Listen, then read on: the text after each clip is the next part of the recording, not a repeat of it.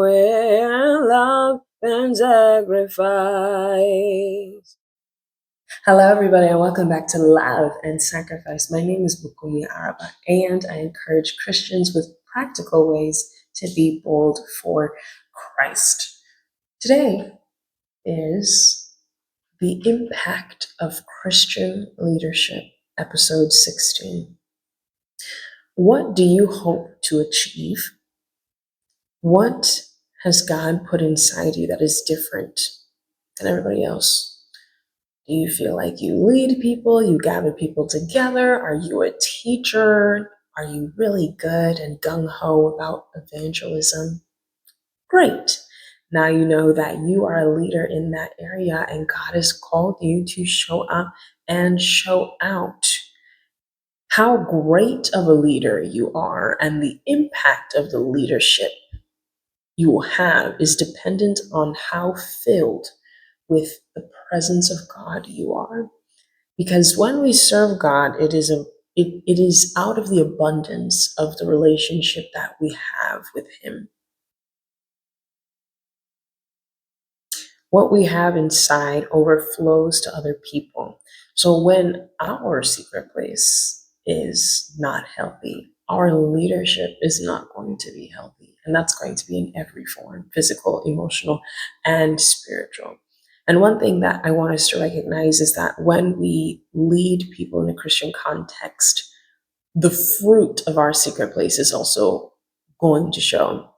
So if inside you're broken and you're not relying on God, you're only going to be able to reproduce followers that are also broken and not relying on God. And remember that it all starts in the spiritual, right? So you can wear your Sunday best, you can have, the best attitude around, the best smile, but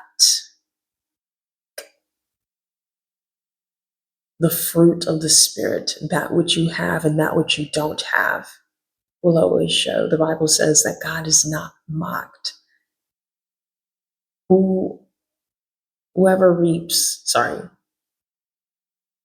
Every person sows what every person reaps, right? So one thing that I also want to point out is church hurt, right? We as Christian leaders need to make sure that we're spending enough time with God so that we're not responding to situations with our flesh. We're actually responding the way God would want us to respond. We need to spend enough time with Jesus to ensure that that person isn't us, that the person hurting other people isn't us. Now, you might hear me say all these things and be like, ooh, wow, it seems like being a leader is a lot of work. And it is, but remember that God is backing us. And whatever tasks He has called us to do on earth, He has given us the grace to achieve it and to achieve it with style. Leadership means influence, which means we have the power to do some real damage. But think about it this way: with great power comes great responsibility and greater consecration. And that consecration is going to be your saving grace.